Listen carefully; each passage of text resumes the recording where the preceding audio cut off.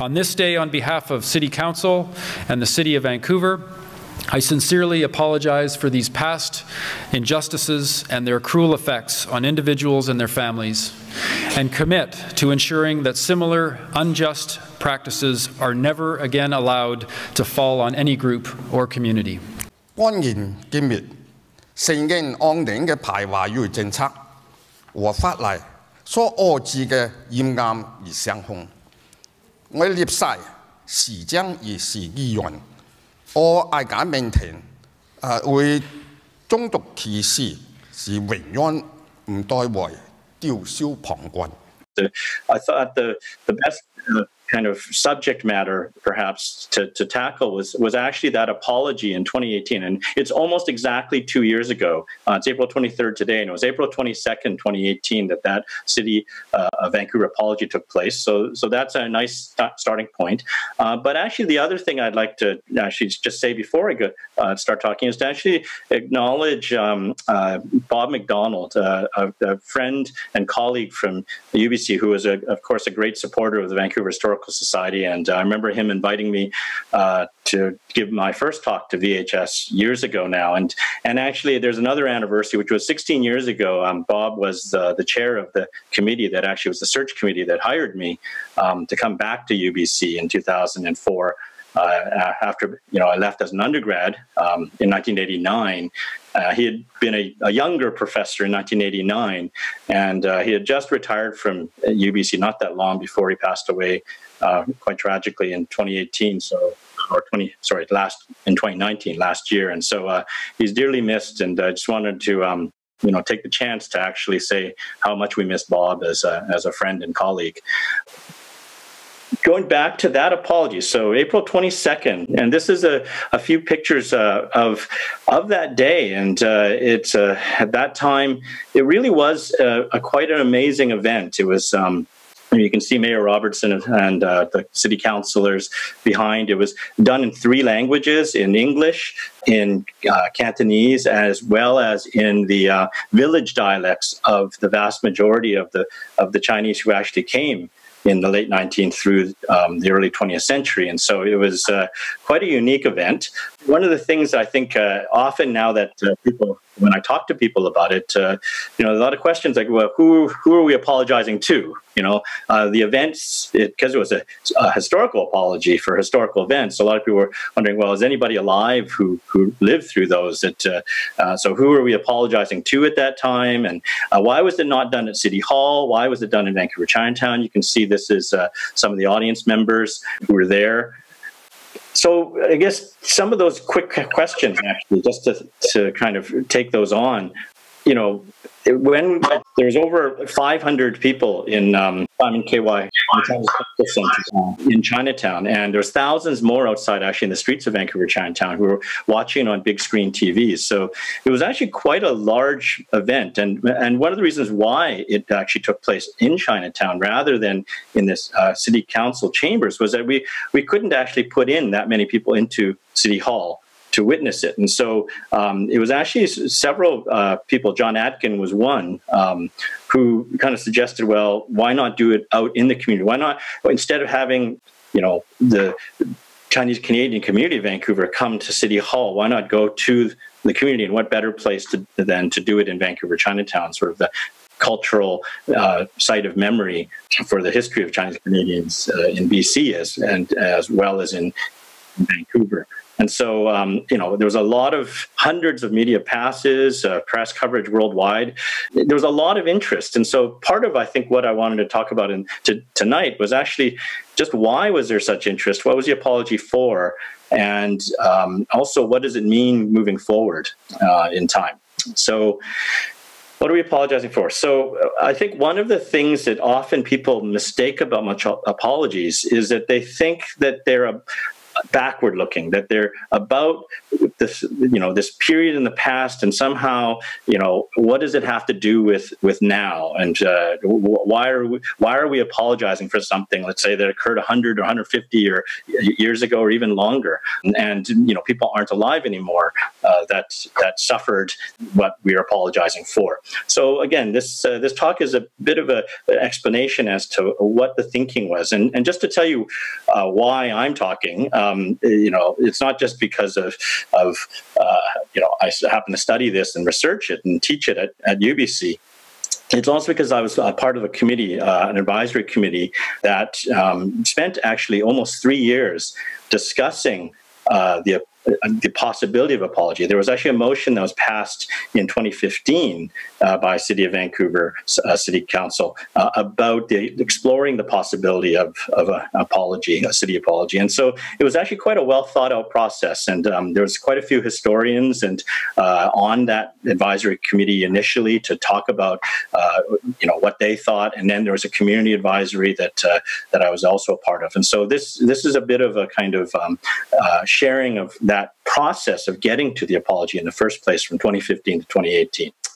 So first, a little bit more about myself, just to talk about how this was actually a personal event for me and quite moving. I'll just admit, when I was there, listening to the mayor and council speak about this, and the reason why it was very personal is just because my great grandfather actually came here in 1883, and his name was written there. His family name was Yong, and Gum Phúc is like, it's actually quite interesting because, Canada and the United States and Australia were often known as Gold Mountain, Gum San, where this place where you could go find your riches. Now, his name, which really does show that there was generations even before him that used to leave their rural villages, these farm villages in southern China. His name actually means golden fortune, which is already an indication that even as a child, his family was already, and he was already thinking of going overseas to seek, opportunity and fortune, and so he left, and there was other family members who had gone into Southeast Asia for generations, into places that are now Malaysia, Vietnam, Indonesia, and various places around Southeast Asia. And so the Pacific, as in the 19th century, as Chinese started to go out, became the sort of a new place to find opportunity. And my grandfather was also one of the sort of 97,000 who between the 1850s and 60s through to 1923 came. My grandfather came in 1923. This is actually the page of the head tax registry. You can see there's a red line. He came under a paper name, Lo Zhang Yit. And so you can see there that he came in, he was, the time was 1923, just before actually outright Chinese exclusion. So he's one of that last of several hundred who were able to get into Canada. He paid $500 for the head tax. Here he is with his 4 older brothers. And that's actually, you can see the 3 men who are sitting on the couch and then him sitting on the armrest. He was quite a bit younger. He was actually adopted.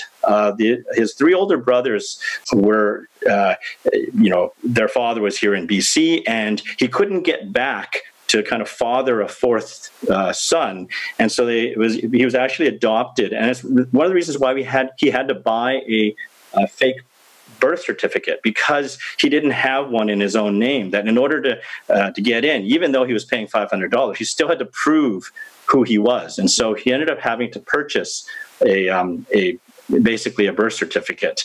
And that's why for his whole life, he actually had a paper name all the way, the first time I actually saw his real name, in English was on his actually tombstone after he had passed away. That's a picture of him on the right in 1937 in Chinatown. He's quite a handsome man, I have to say.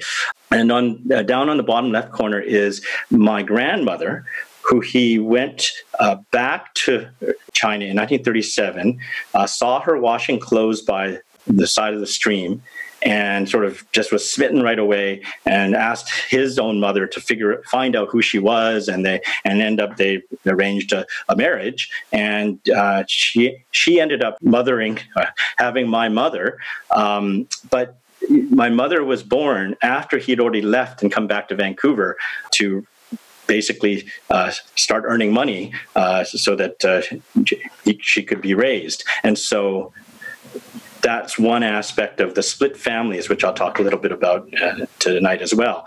And so he actually worked, when he came back in 1937, he worked actually over 30 years as a cook on the Alaskan cruise ship lines. In fact, it was the CPR, a lot of people don't know this, they used to have the Empress ships that cross the Pacific. And that map you can see is actually the red route. The CPR basically, it wasn't just the railway that crossed Canada. The CPR could take you from, India all the way to England, across the Atlantic, across the Indian Ocean. You can see that's the red route. It literally went everywhere in the British Empire. And so although it was a Canadian Pacific Railway, it was a integrated integrated shipping and railroads that spanned the whole globe. You can see the posters. That's from the Wallace and Madeline Chung collection at UBC. Wally collected all things CPR and all things BC history, and so we're really lucky to have all this material. You can see down the bottom the all red route. So my grandfather actually worked many, many years, basically cutting meat and helping feed all those passengers, many of whom were Chinese. The first class passengers tended to be, European heritage, white Canadians, but down in third class, on the bottom, most of those people were steerage, were Chinese, and so like economy class versus first class. Now it was the economy class folks who were keeping the CPR ships running, and literally you could get better food down there in third class because all the cooks, like my grandfather, were all Chinese. Even on the BC ferries until I was a child. I mean, many of you who are, my age or older will remember that BC ferries, a lot of the cooks on the BC ferries were Cantonese speaking, mostly male. So as I was mentioning, my mother was born and my grandfather had already left the village again to come back to Canada, and so because of the impact of the discriminatory legislation, she actually ended up spending her life not being able to see my grandfather. He couldn't return, she couldn't come. So the first time my mother met my grandfather, in other words, first time my mother met her own father was at the age of 28 in 1965 when she got off that airplane. This is a picture actually taken of her getting onto the airplane in Hong Kong, in the old high-tech airport. So they came in 1965. There's a picture of them up there with my grandmother. And I was born in 1967, so Canada's centennial. You can see in the bottom right, that's a picture of my grandmother holding me. My mother was trained as a teacher. My father was very fortunate to go to university as well, and he was a mining engineer, which was actually something very useful in BC at that time in 1965. So he immediately got a job in a small town mine because they needed mining engineers. And even though he couldn't speak any English, he managed to get this mining engineer job and was paid immediately more than my grandfather made after 4 decades working for the CPR. So my grandfather, who kind of disdained my father originally when they first met, had sudden newfound respect for this guy who could make so much money. My mother, she was trained as a teacher, but again, she couldn't teach, so she ended up cleaning motel rooms. And, in fact, even to this day, they're both still alive, fortunately. She still has back pain. Her neck is never really recovered from that kind of, bending over, cleaning motel rooms for years. My grandmother and grandfather actually helped raise me because both my parents were working. And that's one of the reasons why you could say I became very interested in that history. And so I sort of took this personal detour just to show the personal and familial impact of the legislated racism that I'm going to be talking about now for the next little bit. And so the apology, a formal governmental apology, and I've been involved in the federal apology in 2006, the provincial apology for anti-Chinese legislation that was done in 2015, and then the 2018 apology. So I've seen more than my fair share of apologies, but I thought it was important to kind of talk a little bit about, my mother's side of the family, that, all the way back to my great-grandfather in the 1880s, just to give a personal, face to that, the legislation that I'm going to be talking about. So what did we apologize for, the City of Vancouver? As I mentioned, when Council first passed the motion to look into it, there was a kind of informal committee that was put together. John Atkin, Jean Barman, Bob McDonald, Pat Roy. There was several others as well. And we just met with City Councillor Raymond Louis, who had put forward that original motion, who chaired the committee. And he just asked, he literally asked, what are we apologizing for? And what should the apology be? How should we do this?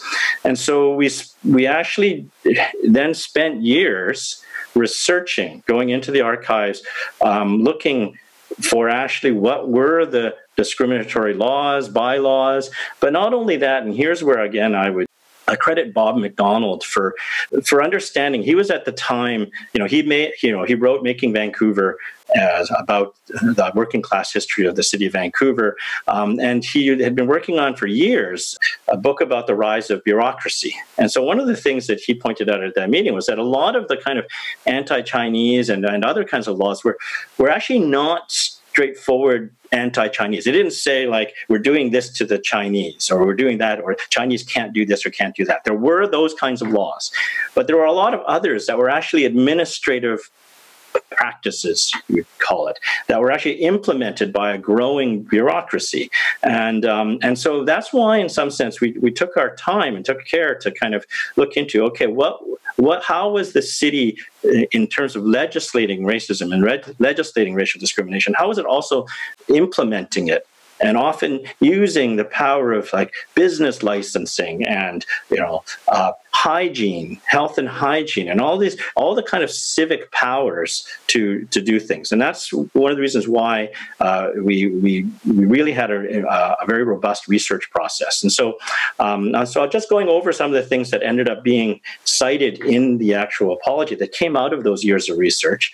One is something that's probably pretty obvious to most people, is that voting rights. As you can see in the slide, that right upon the City of Vancouver's incorporation, one of the first acts was to bar the Chinese from voting in municipal elections.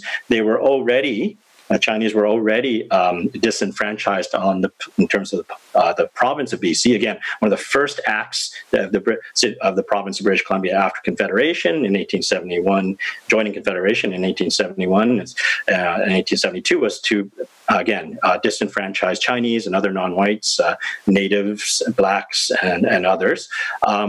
So that was very important because, in some sense, without the vote, it meant that Chinese could not protest against this legislated racism. So you could pass laws with impunity against Chinese, whether at the federal level, the provincial level, or the municipal level.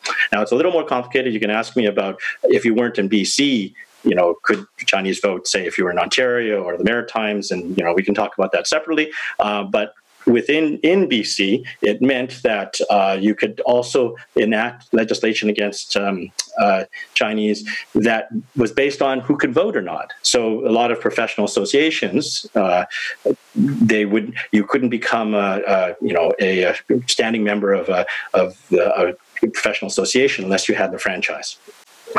So one of the things about Chinese Canadian history then is also not just being deprived of the franchise and the right to vote, but in literally fighting to get the franchise. And so both in the First World War and the Second World War, Chinese Canadians volunteered to basically fight for the country with, I think, an eye to belonging and to being included, and to be able to argue for the right to vote if they survived. And I'll talk a little bit about that a little later as well. So one of the things that's really, what came out of the research, but is also part of what's interesting to me, is that just the mundane, everyday nature of white supremacy. It became part of how BC was built. People weren't hiding it. White man's province, that phrase that Pat Roy used for her book. This was a campaign slogan that Richard McBride in his successful campaign as Premier of BC used that phrase. A lot of city aldermen, or now we call them councillors, ran on anti-Chinese platforms. White supremacy is unfortunately, from the perspective of now, just quite mundane. So you can see even this Mrs. Pearson's Bluebird Inn on Granville Street, opposite the Capitol Theatre, and home cooking, white help only. So she had no problems putting this in her advertising. That obviously this was a selling point in 20s and 30s for a business. So a second aspect, even though immigration policy was a federal, in the separation of powers in Canada, it's a federal jurisdiction, the City of Vancouver nevertheless advocated repeatedly and continually and successfully for discriminatory immigration policies. And so the head tax that my grandfather paid $500 in 1923 and the outright exclusion of Chinese in 1923, these were all things that the City Council of Vancouver advocated for federally. And so they asked for it, and they were basically crucial for getting it. Another aspect of the apology and what was being apologized for was basically, again, that mundane restricting of livelihoods, using the power of the City of Vancouver in order to constrict the Chinese ability to make money, to earn a living in industry, business, as laborers. So Chinese were barred from being employed directly by the city from 1890 until 1952. One of the few people, Gordon Cumyao, who trained as a lawyer at UBC. His father, Alexander Cumyao, was alleged to be the first Chinese Canadian born in British Columbia. Gordon Cumyao, who trained as a lawyer, but wasn't allowed to be a lawyer because he couldn't vote as a Chinese and therefore could not enter the bar. And so he was actually hired as a translator for court cases by the City of Vancouver, but he was on contract. So he didn't actually work for the city as an employee. He worked as a translator and helped Chinese basically navigate the court system. And so someone like Gordon Cumyao, who I think is an interesting historical figure, again, for showing what it was like to be someone who could be, who could pass all the courses and be everything in terms of a legal mind, except, being a lawyer. Following the removal of voting rights, you also had anti-Chinese clauses in contracts, so that if you had a contract with the city, there would be a clause that said you cannot have Chinese workers, or else the contract would be void. You couldn't subcontract or contract yourself with Chinese companies. And so, again, using the power of the contracting that the City of Vancouver had to restrict Chinese livelihoods. This is an example of that. This is BC Sugar. And you can see this is a poster, basically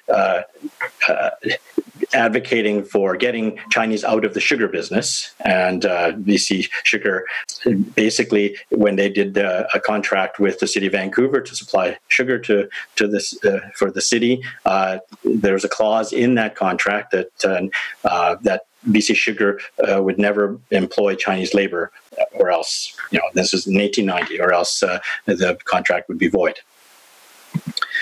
So another aspect was the segregation in housing and public spaces. So this was actually a primary goal of anti-Chinese organizers.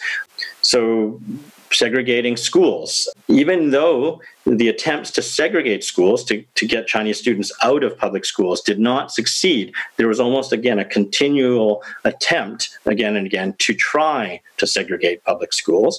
It was more successful in things like hospitals, in public swimming pools, and other public areas where you could live. Shaughnessy had housing covenants, so that when you bought a house in Shaughnessy, there was a covenant in the title that said you could not sell it to Chinese or natives or Jews or to others, sort of non-whites. West Van, same thing. British Properties had it. Various communities especially the west side of Vancouver, had these housing covenants. In 1914, there was an official resolution brought to City Council to remove Chinese and Japanese children. This was blocked by the city solicitor, so a lawyer, John Gilmore Hay, who's, you could see these instances where someone would say, no, this is not a good idea, or we can't do it. Sometimes you couldn't do it. Other times it was because someone thought it was wrong. And so there was a kind of continual struggle in terms of those who wanted to pass anti-Chinese legislation and those who fought it, including Chinese Canadians who had law firms on basically hired firms to represent the Chinese. Some of the best firms in town basically had these retainer contracts to represent the Chinese Benevolent Association in order to fight legalized racism. And a very famous act, the Municipal Act in 1919, enacted by the provincial government, but also there was a city City of Vancouver also passed one that prevented Chinese restaurants from hiring white waitresses. In 1937, in fact, the year my grandfather went to China to get married, a number of mostly young Irish women who worked for Chinese restaurants, they held actually a public march saying that they were opposed to this bylaw that the city of Vancouver was trying to pass. I think one of the other things that, again, people often don't know is that the Vancouver General Hospital, where I was born, by the way, I was delivered actually by Dr. Madeline Chung, so Wallace, Dr. Chung's wife, who was an OB-GYN, and for a long time the only OB-GYN at Vancouver General Hospital who could speak Chinese. So all the mothers who spoke Chinese were delivered. So there's all these Chung babies in thousands, actually, including my mother having me in 1967. At that time, it was we would have been in the same ward as everyone else. But for much of Vancouver's history, Vancouver General Hospital, if you were Chinese, when you came to emergency, you were serviced in the basement. So you were kept segregated. You weren't allowed in the emergency room. And one of the reasons why Mount St. Joseph's Hospital was actually built in East Van was in Mount Pleasant was because Chinese Canadians were discriminated against in Vancouver General Hospital. So they donated money to have a separate hospital. It's very similar to the story of Cedars-Sinai, a hospital in Los Angeles, for instance, where a number of Jewish Americans, they were being discriminated against in the hospitals in Los Angeles, and they built Cedars-Sinai so that they could have a hospital and healthcare for themselves. I'll talk a little bit about how there's a very different resonance now with COVID-19 and what's going on. But again, this is part of the history that the City of Vancouver was apologizing for. The day of the apology, because so much interesting material had been found through the research, we put together a book called Journeys of Hope, and this is the cover. It's actually a wonderful image from the archives. It was actually also used in my mentor, Ed Wickberg's From China to Canada, his book that he wrote with Graham Johnson and the Ronald Kahn, and the Kahn brothers about the story of the Chinese in Canada. It's an image of the docks, and you can see a lot of Indigenous, First Nations, stevedores, longshoremen, basically, and there's out front there's a Chinese laborer as well. But we put together the book because we thought that the story on this day of the apology shouldn't just be what was done to the Chinese, but but what all they were doing. And so what was the history of Chinese Canadians despite this racism, and why did they continue to thrive? Why did 97,000 Chinese continue to come even though they had to pay the head tax, and even though there was all this legislated racism and discrimination? This is the Crystal Pool. It was the only public pool in Vancouver from when it was opened in 1928 into basically through World War II. And I'll talk a little bit about why this image of the Crystal Pool, and why in the book we actually chose sort of three what we thought of as very symbolic moments historically to talk about what was being apologized for. So one, this is actually from the book, this image, and I wanted to thank actually a number of people at UBC who helped put this together. Baldwin Wong at the city, who was the staff who oversaw the apology process from 2015 to 2018.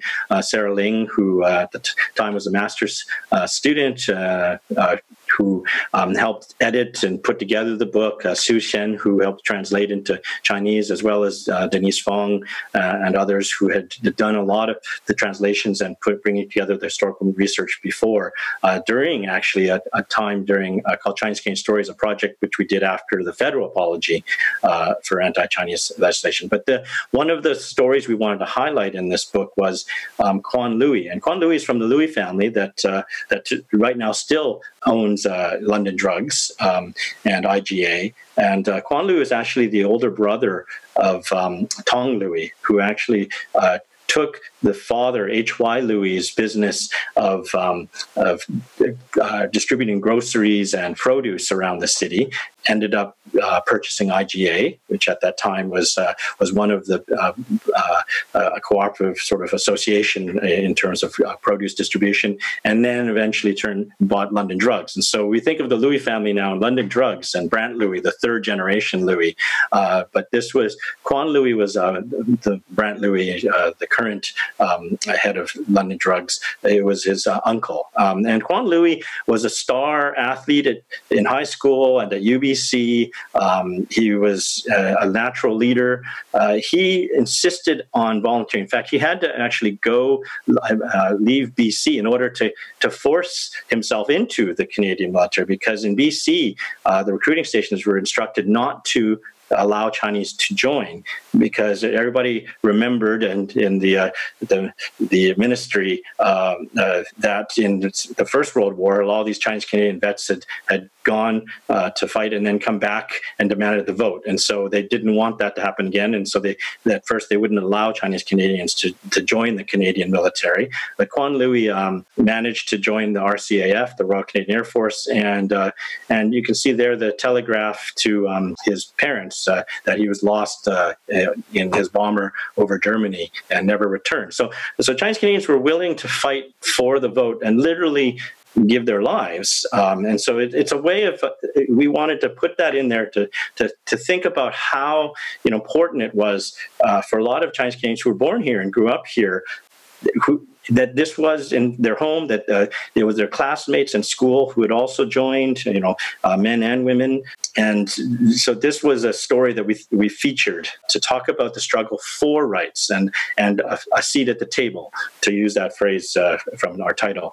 Another story we highlighted was the Chinese soccer team. Again, during the early 1900s, 1910s, the Chinese soccer team, an all Chinese Canadian soccer team, became famous in the City League for winning championships on a level playing field, to use that phrase, with the same rules, where you couldn't be discriminated against because you were all playing the same, that proving that you weren't inferior, that you were just as good or better, that you could win these series of championships. And on that team were actually people who went to Doc Yip, who went on to be a lawyer, one of the first lawyers to actually, pass the bar. And so there's a lot of Queenie Yip, who was a rugby and soccer star at UBC, of varsity letterman. And so there's all these people who have become famous. They were eventually, at the same time that Trevor Linden entered the BC Sports Hall of Fame, the Chinese soccer team was put into the BC Soccer BC Sports Hall of Fame.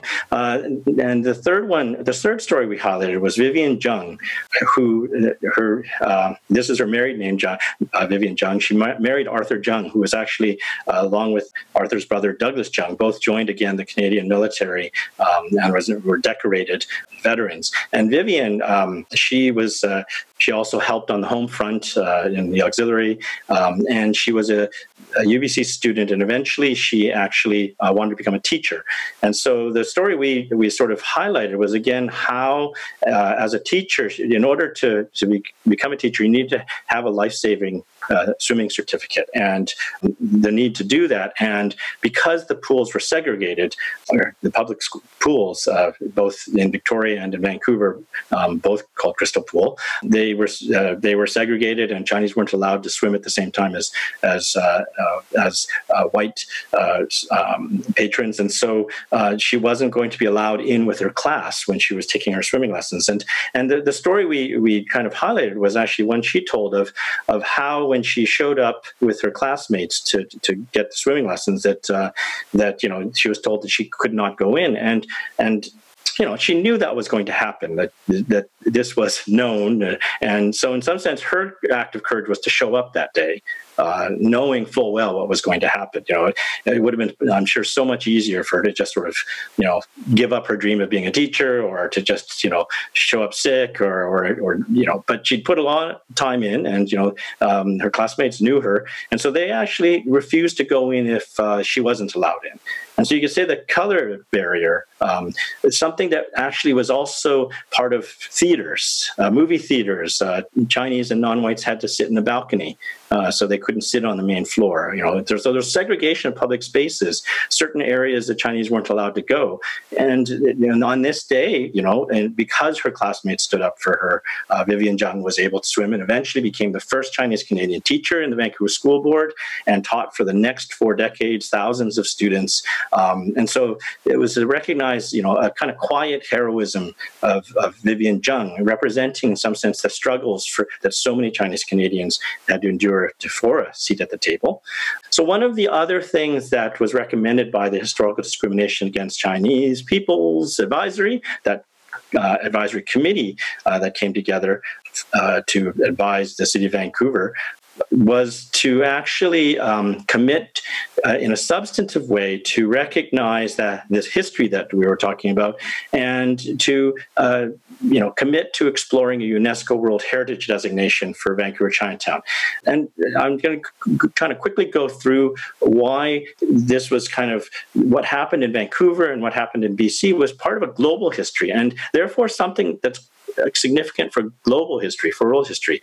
And one of the reasons why is that the white supremacy and kind of anti-Chinese racism that was common here was also something that happened all around the Pacific, in settler colonies in Australia, New Zealand, the West Coast of the United States.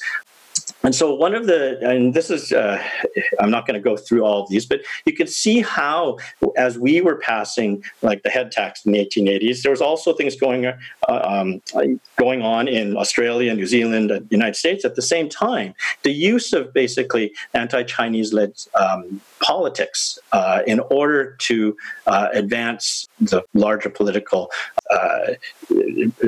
movements that a lot of anti-Chinese organizers were a part of, including the labor movement, unionization, but also just the creation of a sense of citizenship around being white and exclusionary, xenophobic immigration policies. And again, you can see how by the 1900s you had dictation test in Australia. In other words, a way of of selectively blocking people from coming in by using English language tests. So the use of the poll tax in New Zealand, and then eventually a white Australia policy, just outright exclusion in Australia of Chinese.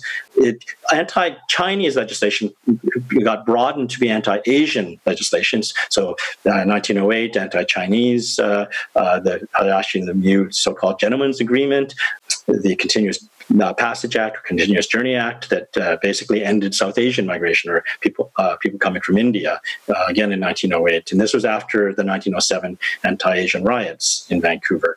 So you could say that by the 1920s, there was this process that had taken decades to solidify white supremacy, using basically, processes that took land and resources away from indigenous peoples, but also controlled who could come as migrants and what resources they would have. And anti-Asian politics was really crucial to that. And so, again, it's not an accident that 1923 was when Chinese immigration was cut off, the Exclusion Act. It was at around the same time that you had these broader movements again around the Pacific. So one of the interesting things, again, is the importance of thinking about the struggle against white supremacy and how by the 1950s and 60s it became uncool, you could say, to be a Nazi or to be a racist. And that process, you could say, of the dismantling really from post-World War II, but gaining momentum by the 1960s. In British Columbia, fair housing and, basically fair employment code. So in housing and employment, you could no longer discriminate. Before then, the power of, the law was you could discriminate against non-whites. Now it was flipped, but it took till the 1960s in British Columbia. You had the end of, White Australia policy. You had the point system, which again took white supremacy out of immigration policy. So the year I was born, so 2/3 of the way into Canadian history, you have the removal of racially discriminatory or racially selective immigration. And by the beginning of this century, you started to, in following Japanese Canadian redress and apology, for instance, you started to have apologies.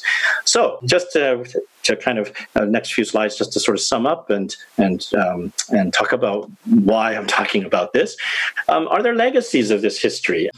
So one of the really fascinating paradoxes to me was that 2015, which was the year that the province of British Columbia apologized for, unanimous in the legislature, the premier at the time apologizing, is the same year that they passed a foreign buyers tax. And again, it came out of, at that time, a pretty pervasive media and public discourse blaming Chinese foreign buyers as the problem for affordable housing. That's why, housing was unaffordable. There was, housing prices were so high, it was blame the Chinese. And at the time, it was...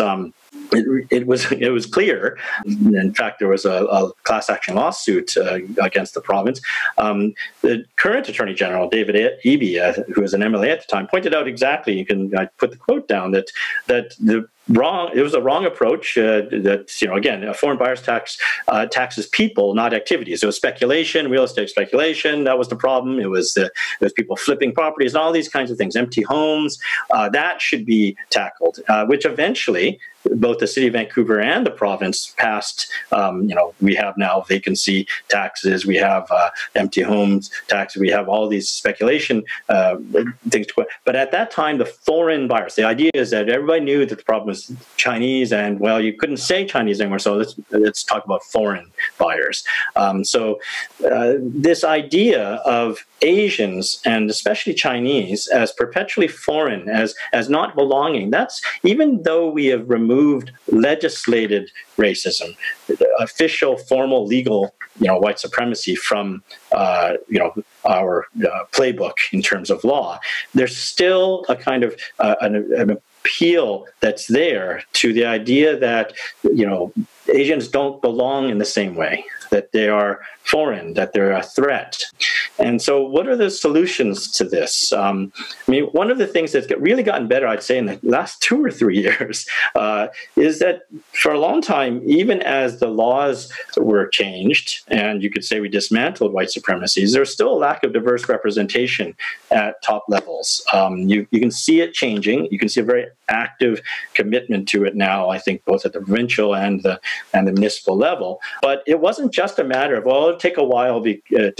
Things didn't change very fast because nobody was actually changing them for a while. And this is still an ongoing struggle, I would say. Anti-Chinese racism. I was on CBC radio last night, unfortunately, because of that very horrific incident of a 92-year-old man, being physically assaulted and, sort of racially discriminatory language being used And so it's not gone. And as I said in that interview, I mean, I ended up talking for 10, 15 minutes, and then there was about 5 seconds on the actual news clip. But I talked a lot about, thinking almost as anti-Chinese and anti-Asian racism as kind of like a virus. It's sort of latent. It can come kind of like the yearly influenza. It's there as this possible appeal, and it's ready to break out when the time is right. So there's people who still, will believe and say things, and then as right now with COVID-19, it can flare. And to me, in some sense, anti-racism is our society's way now. Over the last 40, 50 years, it's almost like an immune response that if you don't catch it, the kind of possible infection, then it can spread. And you can see, again, in the United States, what happens when political leadership, when leaders in a society encourage rather than suppressing it. And there was a very telling incident actually in 2018, just before the formal apology occurred. It was after the apology, after the April 22nd apology. In that summer, when there was a alt-right rally being planned in Vancouver, and it's actually quietly part of it was a lot of people who were, I give a lot of credit to Naveen Gurn and Claudia Lee, who were advising the mayor at the time to help organize an anti-racism rally. And so many people, thousands of people came out to that. And the sort of neo-Nazis and alt-right organizers didn't bother showing up for their rally. And so that really, in essence, suppressed it, and it didn't break out afterwards. And so I think part of what I would raise at this moment with some of the anti-Chinese, again, rhetoric coming out about COVID-19 is how we respond and how we react is really crucial.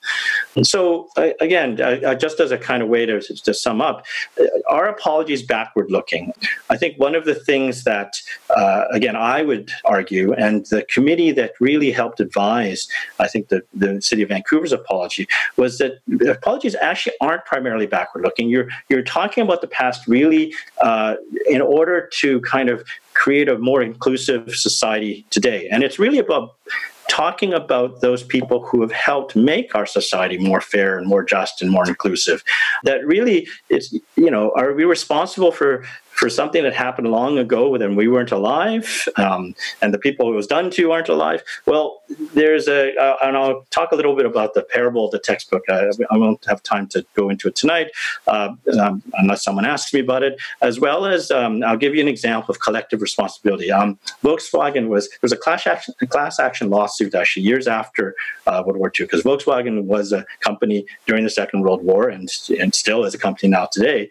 There was a class action lawsuit for the so-called slave labor that Volkswagen used during the Second World War. Basically people from concentration camps and labor camps. And the argument that was made by Volkswagen was that, well, that was before, that's not us anymore. But the actual example that was the kind of, you could say the analogy made was that if you're a shareholder in Volkswagen, if you own Volkswagen stock, you couldn't say, well, my stock price shouldn't be affected because this happened before I owned shares. You have a collective responsibility if you own Volkswagen shares, that if there's a payment, and there was a payment made, then your share prices are going to be affected. You are now holding a collective responsibility. And you could say that that's what collective apologies, nations or societies, municipal governments, provincial governments making apologies, it's an expression of a collective responsibility, not a personal responsibility. So an individual shareholder of Volkswagen, you have a collective responsibility because the company did something, in the past. Part of this is also a sort of a new story of BC, a way of thinking about BC, which is an inclusive past can create an inclusive future. So notice I've been using the term Chinese Canadian a lot, even though at the time, for much of the history, Chinese weren't considered Canadian. They didn't have the rights of other Canadians. They were British subjects, they were imperial subjects, but they weren't Canadian because they were being excluded. And so rather than use a term like Chinese alone without Canadian, and even though it may have been historically anachronistic to kind of refer backwards, but that is what we're doing, is we're going back and saying, actually, those people then who were cut out in their struggles to create a more inclusive society where they were part of it, they actually helped create the society we live in today. They created a more fair and just and inclusive society. And therefore, we recognize in the past, even if at that time they weren't considered legally Canadian, that the spirit that they showed is the spirit we want to, build our society around now and in the future. And that story, therefore, goes all the way back to this moment in 1788 that John Price, my now retired, but my colleague over at UVic, wrote a wonderful piece in BC Studies about the story, basically, of the John Mears expedition coming to Nuu-chah-nulth territory, what we call Friendly Cove or Nootka Sound, in 1788, not that long after James Cook went by, and he landed in Nuu-chah-nulth territory, the Moachat people in Yuquat, and when they got off the ship, on board were 29 or more, perhaps, Chinese laborers who helped build the ship in the first place. They helped build the coastal sloop that helped with the fur trade, that they wanted to get furs from indigenous peoples. And they helped build the fort, the first sort of year-round fort in what is now British Columbia. And one of the people who got off that ship was Komakela, the brother of Chief McQuina. He was actually returning after a year in Macau and southern China, where he learned some Cantonese. So Chief Komakela, because these tall ships had kept on coming, Cook's ships had landed there 10 years before, Komakela decides his responsibility as part of the leadership of the Moachat people, as Chief McQuina's brother, is that I'm going to get on this ship and figure out who these people are. And so he went, saw what was going on, came back in the next expedition. So he originally accompanied the Hana expedition back to Macau. And so that moment, which almost no one knows about, that is actually a more interesting start of what we might call BC history or the history of who we are here, as this moment where who's on that ship, why they're on that ship, that there are a large proportion of those people on that Mears expedition is not relatives of John Mears. They're Chinese workers and laborers, and the Moachat and Nuu-chah-nulth peoples who basically welcomed them at first. It was called Friendly Cove because the indigenous peoples there were so friendly to the people landing. So I'm going to end with actually a seat at the table and just talking quickly about this collaboration between PhD candidate right now, Denise Fong, she was also the project manager and oversaw Chinese Canadian Stories, this big project with 29 different community groups across Canada that we did 8 years ago, that really came up after the federal apology. So she's co-curating along with Dr. Viviane Vasselin, the curator at MOV. I'm really proud of this. We have a community advisory that includes people like my colleague Tina Liu at UBC, but also lots of people from different aspects of community orgs, and so we're quite proud to be opening this exhibit, and I'll talk a little about when that's going to happen. I think another thing that is really come out now and recently is these commitments to the City of Vancouver, as I said, for a cultural heritage asset management plan for Vancouver Chinatown that recognizes its heritage value, but also as a living community. The Chinese Canadian Museum, a commitment by Premier Horgan to have a provincial museum. And again, I'm really happy that Viviane and I were part of a consultation team that helped create an implementation plan. And there's a board now for that organization. I'm happy to talk about that in Q&A as well. And really what I think is going on now is that rather than the excluded other, I hope that we're at a moment in our history where, moving forward, Vancouver Chinatown is a place that symbolizes the future as much as the past. And you could say that the apology that the city of Vancouver made is a symbol of who we were, but more importantly, of who we are now and who we will be. And so it's a celebration in some sense of those people who struggled against racism, who struggled to actually overturn white supremacy. And that is our history. And it's a history that we should be proud of. And so a seat at the table, even the title of the exhibition, A Seat at the Table, it has these dual meanings. One is about food and, this iconic, Chinese restaurants in every small town, Chinese cafes in every small town, all the way over to the Maritimes. So those themes of food and mobility and Chinese Canadians as part of Canadian society, but also the struggle to make Canadian society more fair and just and inclusive. And so this was the original launch dates, May 22nd, 2020 and May 28th. And there's actually two sites. One was MOV, the museum itself, and we had the we have the Han Sing building, which is a heritage building on Pender. It's an athletic association where dragon or line dancers and practice, and we have that building secured as one of the sites for story gathering and storytelling. So people coming to share their stories of their own families and their life, just like I did earlier in this talk. Unfortunately, because of the current circumstances, it's not going to open, we don't think, at the end of May for various reasons, but it will be opening. And so, hopefully at some point we have this to look forward to. But that's it in terms of my talk. I'm happy to answer questions and everything like that. Let me clear this off the screen. What was the relationship between Chinese and First Nations since they were discriminated against in many of the same ways? This is a great question. Sarah Ling, who helped edit the Journeys of Hope book, she was involved in a wonderful film that I'm quite proud that the director, Al Yoshizawa, is a former student, and again, Sarah, who helped produce it, and the Grant family. It's about the story of the Grant family of Musqueam, and it's for those who haven't seen All Our Father's Relations, it's a wonderful film that I'm proud to have been involved in, and you could say that kind of shared discrimination, and in the Grant family, there actually are, father's side was Chinese Canadian, mother's side Musqueam. That's within their family. You could say that was this kind of dual parallel history was expressed, and that's why they made for very articulate, wonderful subjects for this documentary. But I'd say that longer history, and you can say dating back to UQuat in some ways. There's been this long history of actually engagement, because Chinese Canadians were actually spread out into lots of small towns. And so we hear actually anecdotal stories. Senator Lillian Dick, for instance, of Saskatchewan, of North Battleford, her mother was Cree and her father was a Chinese cafe owner, and there's actually a play called Chinese Cafe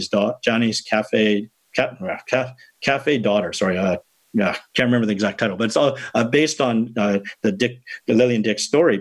And it's interesting. Her mother's sister also married a Chinese cafe owner, and so there's this long history in small towns, actually, of Chinese restaurants often being like the community centers for small towns. There's a wonderful film in the series called Chinese Restaurants, done by Chuck Kwan of Toronto, about the New Outlook Cafe in New Outlook, Saskatchewan, which again is about how this man, Noisy Jim, who ran that cafe, just was so popular. They kept on trying to make him the mayor, but he refused. But it's because that cafe was the sort of center of town life, and I think that center of town life was often those Chinese Canadians who owned them. They did not discriminate against Indigenous people as customers. And you could say that ties to a longer history of people like my great-grandfather's own father going into Southeast Asia, where in places like Vietnam and the Malay Peninsula, that these Chinese migrants, mostly men, often married into indigenous communities, Malay communities. The Peranakan of Malaysia, for instance, and Indonesia are mixed Chinese Malay who created a hybrid culture. And so that history, Hawaii, Chinese men marrying Native Hawaiian women and creating these mixed families. This was also actually a feature of early Scottish migration. Could Henry comment on whether the Canadian use of language is nicer or more oblique than other white settler colonies? So a comparative question about Chinese Immigration Act, and the great example, actually, the Chinese Immigration Act of 1923 is basically a euphemism, that fancy name for saying you say something nice, but really it's an immigration act that's an exclusion act. And that's actually a continuous journey, or continuous passage legislation against an innocuous name that's really actually exclusionary. So the 1911 Act that allowed people to be banned if they weren't suited to the climate. Now, that's another doozy at it. So this idea of euphemistic language, Michael's absolutely right. And that's really, I think, an interesting way to think about how and why it is that, when I talked about Vivian Jung once at a Vancouver Public Library talk, I sort of asked, anybody here know who Vivian Jung is? Anybody heard that name? And, nobody had. And I said, anybody know who Rosa Parks is? And everybody, like there was 50 people in the audience, every single person knew who Rosa Parks was. And they could even tell the story of Rosa Parks and how she got on a bus and, she refused to go to the back of the bus. And she was, this iconic moment of the American civil rights movement and da-da-da-da-da. But Vivian Jung, sort of first teacher in VSB, who's Chinese Canadian, nobody knew her name. And it's tied to this thing about euphemistic language, this kind of doing things in this polite way and a kind of plausible deniability you then have. I rise today to recognize and repudiate such acts that stigmatized and dehumanized the Chinese Canadian community of Vancouver. I rise today to formally apologize to the Chinese community of Vancouver and to all Canadians of Chinese ancestry for the discriminatory legislation directed against Chinese people in Vancouver by its elected officials and civil servants from 1886 until 1949. On this day, on behalf of City Council and the City of Vancouver, I sincerely apologize for these past injustices and their cruel effects on individuals and their families, and commit to ensuring that similar unjust practices are never again allowed to fall on any group or community.